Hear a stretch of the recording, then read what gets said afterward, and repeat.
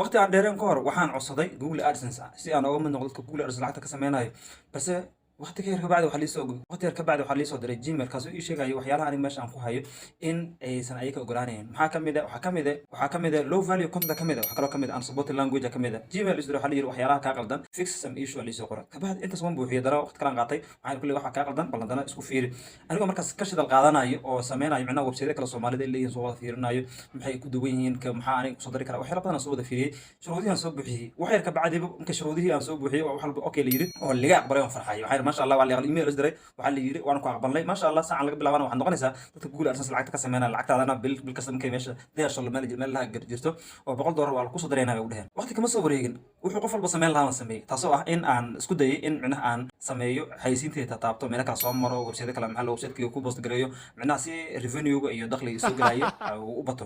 markaas ka bacdi markii intaas aan sameeyay markii account-kayga waxa loo soo qoray suspend aniga naxdin waxaan ku yiri say waxaan ku dhacday waa raadi Gmail markii la xiriir account-ka wasad garanay suspension ka saarno waxa weeye waqti ku qaadanaya u kaadi mar damana aan xisaaban inta waqtigaas lagu jirana account-kayga ama website-ka aan ku haystanay maxaysiin aslan waxaan lama soo saaray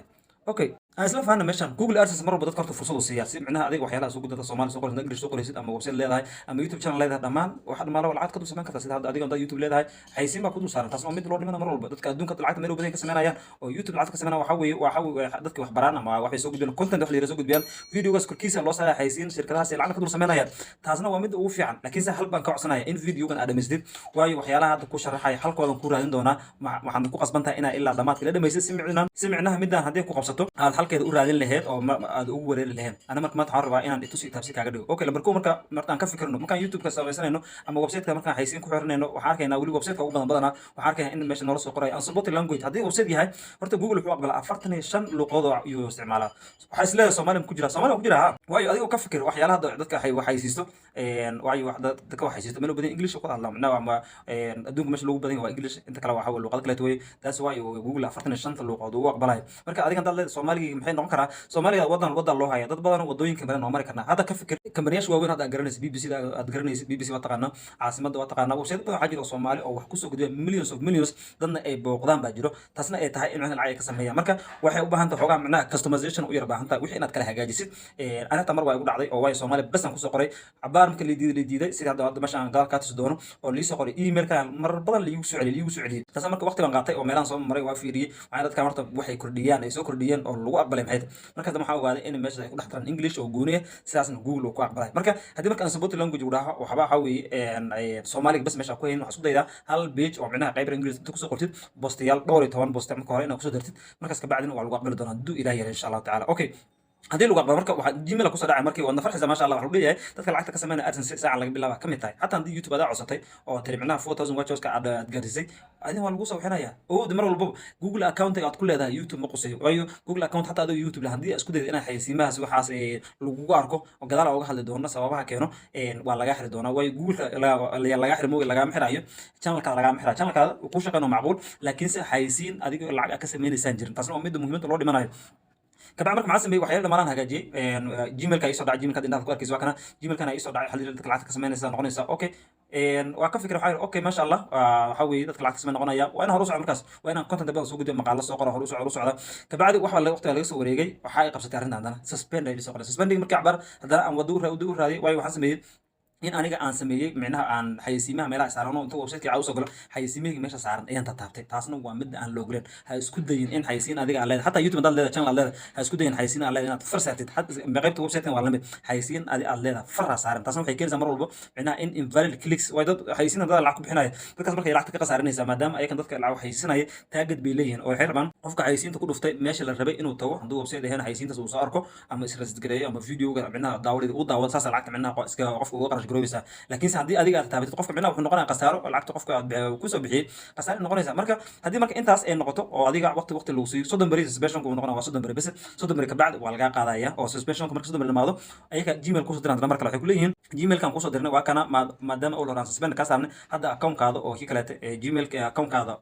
Google account-kaada saca laga bilaabo waxay siinta ku saarayna waad ku shaqaysan kartaa mid labaad waxay tahay marka in ay tahay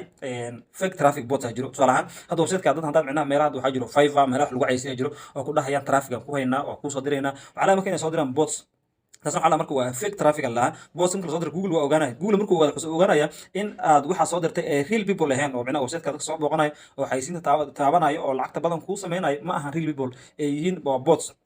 bots haddaan garanaynin kulli waad qori kartaa waa raadin kartaa macnaha alla fake traffic waxyaalaha kulli hadda terminology aan isticmaalaya terminology kulli most walba inaan garanaysan dareemaya bots waxa weeye macnaha waa waxaan bilaadan ahayn oo la soo dirayo oo si loo wax la programiyay kuwaas markay website-ka imaadaan macnaha waxay ka dhiganayaan hadhow page view-ga way badanayaan laakiin se marka reality-ga u raadisid marka dambe waxaad ogaanaysaa waxaan inay bots marka bots waa in la iska ilaaliyo marna xayisiinta ha taabanin botsna iska ilaaliyo waxay sameynayaan fake traffic midda kale kan hore inaan kaaga digo oo waxyaalahan kan waxaa ka mid ah copyright content tusaale ahaan haddii meesha maqaalo aad dad Soomaali dad hore ama maqaalo meel ka soo qaadatay ama maqaal English ama Soomaali ahaadeen oo inta copy paste soo tiri gudaha soo gelisay dadkaas xaq u leeyahay waa ka daymaan waan ku dacweynaa haddii ku dacweynaa waxna waxa dhacaysa in copyright claim lagu sheegto waayo haddii copyright lagu sheegto waxa weeye account-kaada bacsan suspend la siinaya waxa uu leeyahay waxyaalo macnaha marka hore heshiiska hore aad ka baxday terms and conditions privacy policy ka dhex baxday marka maadaama taas samaysan waa laga xiraya marka waxaad u baahan marka in mar walba waxaad soo gudbinaysa in original ku hada mar walbana iska alisid in fake traffic iyo waxyaalahaas u soo bixisid mid maxaa kale soo raac la marka soo raac way adult content Google ma ogolaanayo waxaas adult content ma ogolaanayo mar walba waxay ka soo horjeedaa policy ka soo horjeedaa iyo agreement marka ugu horeysay oo ku soo biirisay Google AdSense ku soo biirisay markaas ku jirta dad fiican akhrin kulli taas ay ku jirta mar walba waxa uu leeyahay adult content lama soo gelinayo waxyaalahaas waa anshax xumada badan lama ogolaanayo marka waxaad u baahan marka waxyaalahaasna inay ka mid tahay oo ogaatid inay keenaan in macnaha account-ka suspension laga siiyo waxyaalahaas marka maxaa iska celin karnaa mar walba waa inaad ogaatid website-ka dadka soo booqanaya sidee mar walba waa inaad monitor garaysid oo la socotid website-kaada cidda soo booqanaysa waa cid sidee maxay sameynayaan markay soo galaan page-ka ugu badan oo la soo fiiriyo waa page-ke waxyaalahaas waxa weeye mar far badan oo u baahan mar walba inaad xoogga saarto weeye waxa kaleeto iska alisaa in macnaha aad dad partner la noqotid website-yada ku dhahay camal waxaan kuu soo diraynaa lacag ka qaadan $10 ka qaadan $20 ka qaadana bishii intaas waxaan kuu soo diraynaa kaleeto xayisiin aan ku sameyn dad waa dhahan waayo aniga kula hadda kor $50 yaan ku bixiyay in xayisiin macnaha website-kayga la soo booqdo oo xayisiin camal lii saaro $50 ku bixiyay waxaan impression 150,000 impression aan ku siina macnaha website-ka soo booqana anaan dhahay lacag badan ku sameynaysaa laakiin se waxyaalahaas ma shaqeeyaan waayo mar walba Google ogaanaya in adiga lacag ku bixisay waxa imanaysid meel u baahan tahay yihiin fake traffic cid lacag kugu siinaysa mar waxa kale u baahan tahay in iska elisid click your own ads in xayisiinta adiga aad leedahay mar dambe faraasana xayisiinta taas waa very crucial website-kaada ma xayisiin lagu tuso ma badda gacanta kaga dhacdo waa macquul waa iska macquul laakiin adiga si shakhsi ahaan inta u taabatid haddana refresh dhahdid xayisiin marka taas ku samaysid account-kaada qasab waa laga xirayaa taas marka waa mid aad rabtid inaad iska celisid haddii marka u baahan tahay in qaabka Google AdSense u shaqeynaa ogaatid iyo binka si loo verify gareeyo video kaaga diyaar kan ku dhigaya assalamu calaykum